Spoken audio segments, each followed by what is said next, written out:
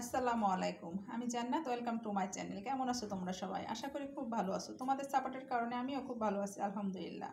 আমার ভিডিও যদি তোমাদের ভালো লেগে থাকে তাহলে লাইক, কমেন্ট, শেয়ার করো। আর আমার চ্যানেলে যদি নতুন বন্ধু হয়ে থাকো তাহলে আমার চ্যানেলটা সাবস্ক্রাইব করার অনুরোধ রইল। আর পাশে থাকা বেল আইকনটা প্রেস করে দিও। তাহলে কি হবে, যখনই নিত্য নতুন ভিডিও আপলোড করবো আমি সাথে সাথে নোটিফিকেশন চলে যাবে তোমাদের কাছে।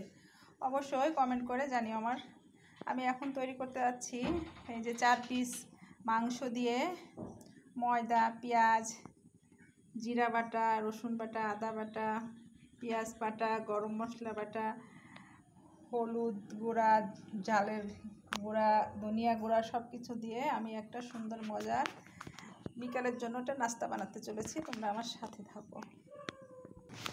আমি এখন পরিমাণ মতো তেল দিয়ে দিচ্ছি।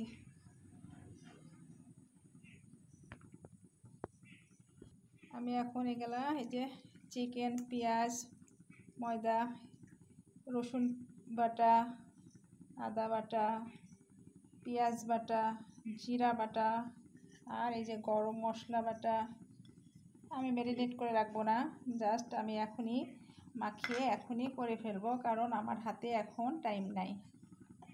এই যে হলুদ গুঁড়া দিয়ে দিচ্ছি পরিমাণ মতো, ধনিয়া গুঁড়া পরিমাণ মতো, লাল মরিচের গুঁড়া পরিমাণ মতো, সুন্দর করে মাখিয়ে নেব সব কিছুর সাথে ভালো করে।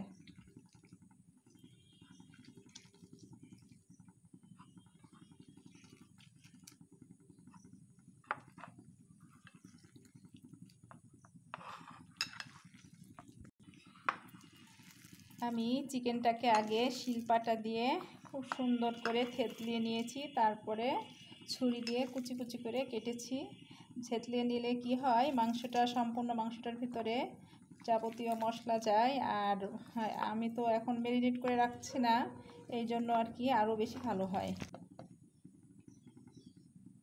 পরিমাণ মতো লবণ দিয়ে দিচ্ছি, আমার লবণ দিতে ভুলে গেছিলাম।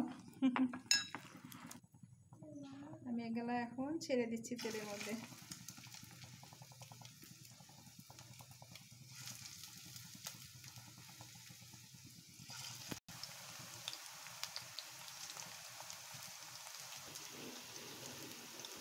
আমি এখন এগুলা উল্টিয়ে দিচ্ছি চিকেন পাকোড়াগুলো।